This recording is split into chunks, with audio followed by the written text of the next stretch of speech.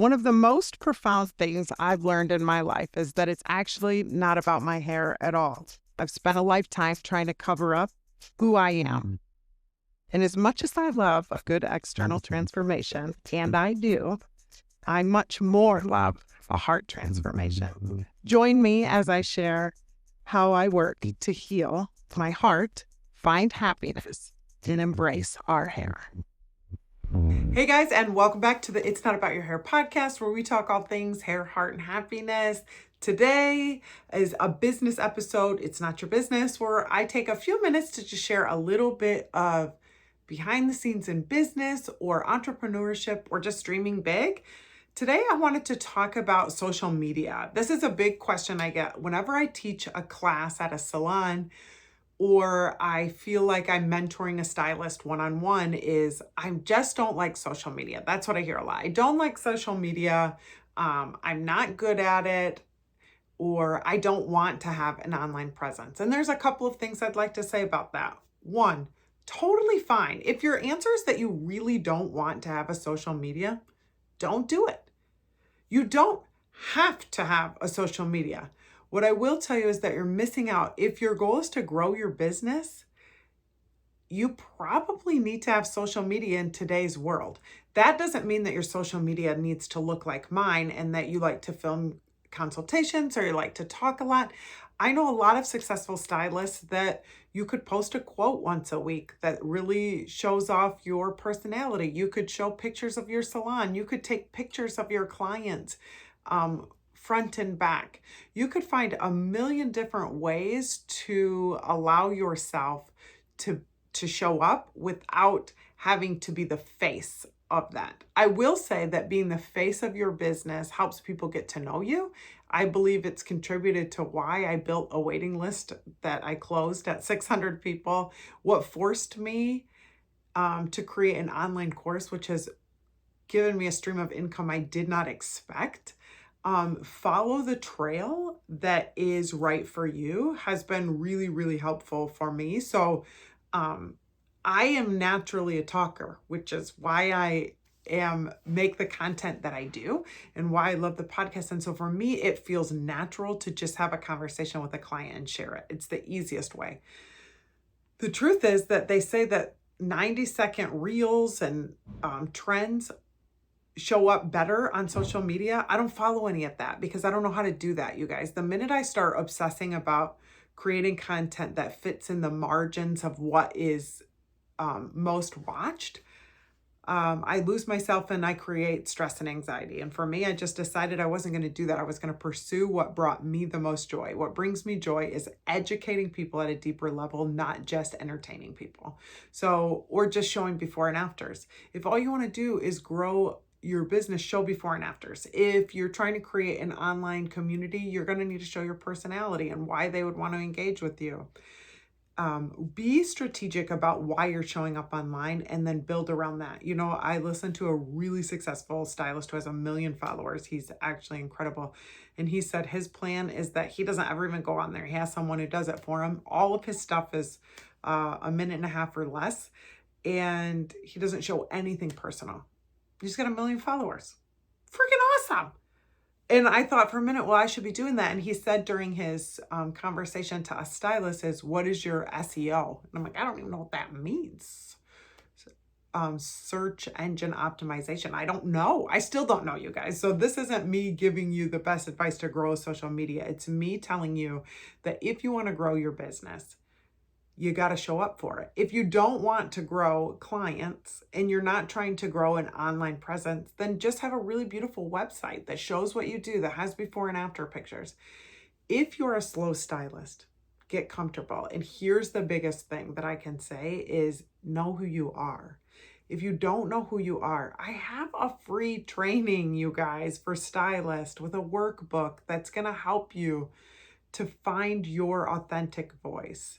I think that in this world, there's so much comparison, and comparison is the thief of joy.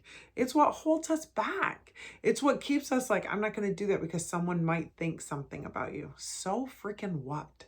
You know what? The people that think the most about me and my business aren't supporting me and my business, but they're showing up to watch. You know, there's some truth about that. And imitation is the highest form of flattery.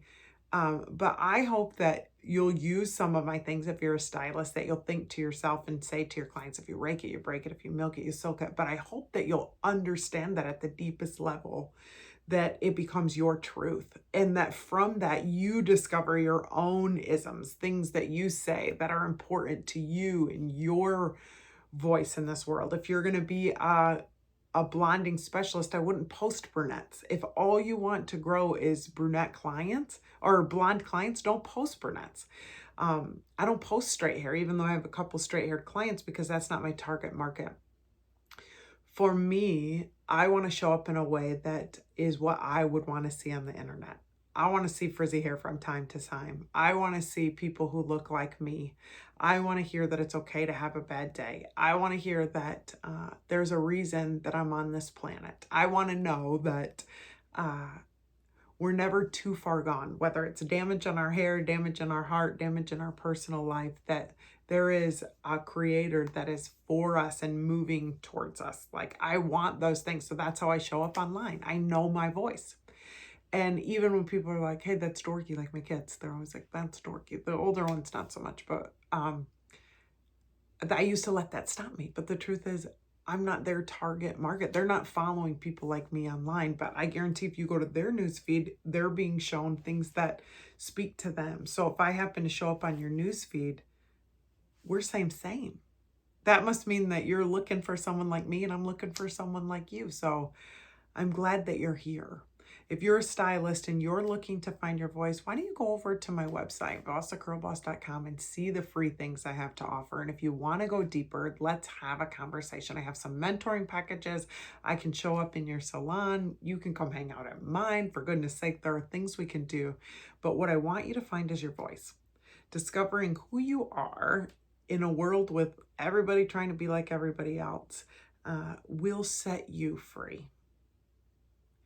I, from time to time, still feel I had to unfollow a lot of stylists because I was like, oh, am I doing something wrong because I don't do it like that? No, there is no wrong. There is no wrong. The only wrong is copying someone else completely.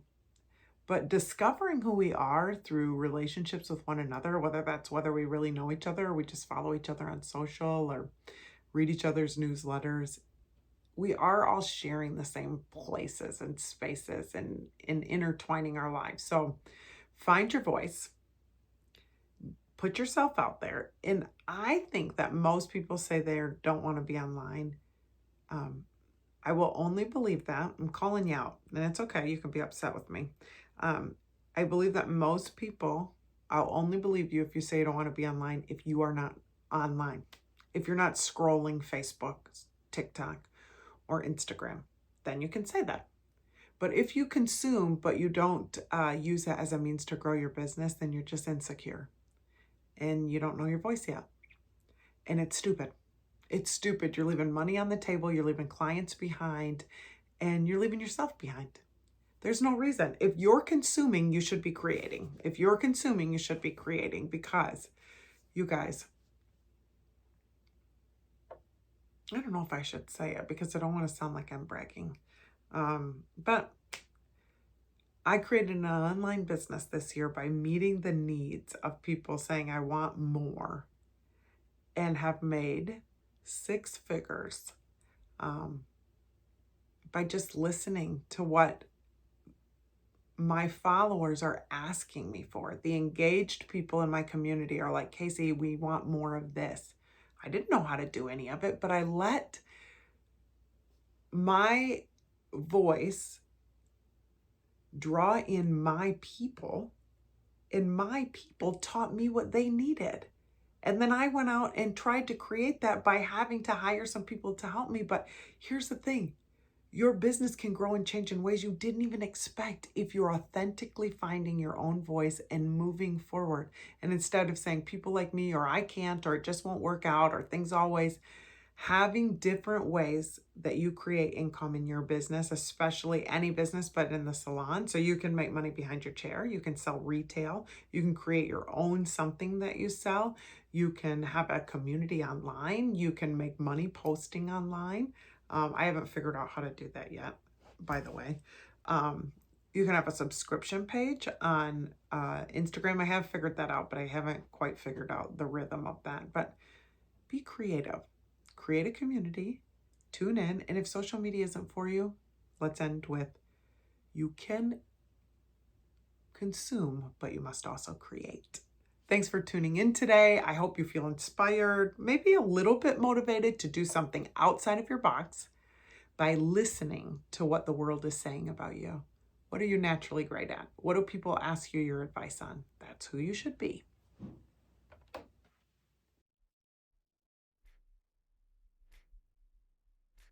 I guess this is where I ask you to subscribe to my channel, to follow me on social, and to listen wherever podcasts can be found. And join me every Tuesday at 2 as we unpack how to heal your hair, your heart, and your happiness.